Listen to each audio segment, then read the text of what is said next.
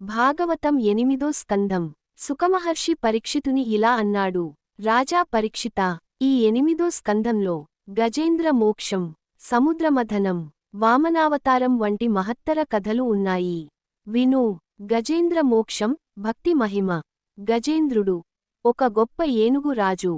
తన కుటుంబంతో సరస్సులో స్నానం చేస్తుండగా ఒక పెద్ద మొసలి మకరం పట్టు వేసింది. ఏనుగు ఎంత శక్తితో యత్నించినా మోసగలగలేక బలహీనమయ్యాడు. చివరికి గజేంద్రుడు భగవంతుని స్మరించి అర్థం చేసుకున్నాడు. నారాయణా, నిను తప్ప మరొకరు రక్షించలేరు.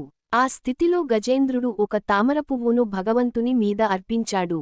విష్ణువే గరుడ వాహనంపై రాగానే సుదర్శన చక్రంతో మొసలిని సంహరించి గజేంద్రునికి మోక్షం ప్రసాదించాడు. ఇక్కడి బోధ: సంకటంలో భగవంతుడి భక్తి మాత్రమే రక్షిస్తుంది. సముద్ర మథనం, అమృత ప్రాప్తి. దేవతలు, రాక్షసులు కలసి పారిజాతము లాంటి సంపదను పొందటానికి క్షీరసాగరాన్ని మదించాలనే సంకల్పం చేశారు. మందరపర్వతాన్ని గరిట్టుగా చేసి వాసుకి అనే నాగుణ్ణి రప్పిచి మథనానికి తాడుగా చేశారు. మొదట హాలాహల విషం వచ్చిందిగా, శివుడు దానిని మృంగి నీలకంఠుడు అయ్యాడు. తర్వాత కామధేను, ఆవతం, కల్పవృక్షం, లక్ష్మీదేవి ఇలా చాలా విశేషాలు వచ్చాయి. చివరకు అమృతం వచ్చిందిగాని రాక్షసులు దానిని దొంగిలించేందుకు ప్రయత్నించగా విష్ణువు మోహినీ రూపం ధరించి దేవతలకు అమృతం పంచాడు.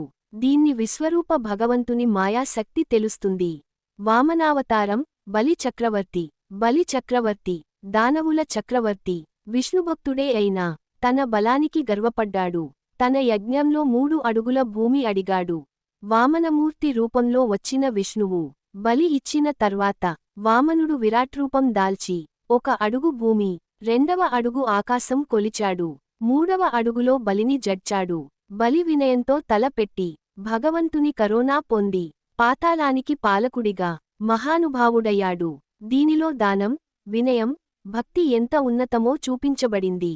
గజేంద్ర మోక్షం, సముద్రమథనం, వామనావతారం ఈ 3 ప్రధాన ఘట్టాలు 8దో స్కంధం యొక్క హృదయం. అంటే ఏ స్థితిలోనైనా భక్తి వల్ల మోక్షం. భగవంతుని లీలలు మాయాజాలం. దానం, వినయం ఉన్నవారు ఎప్పుడూ భగవంతుని అనుగ్రహం పొందుతారు. 8దో స్కంధం సారాంశం: గజేంద్రుడి ఆపదలో భగవద్భక్తి, సముద్రమథనం, అమృత ప్రాప్తి, వామనావతారం, బలిచక్రవర్తి వినయం.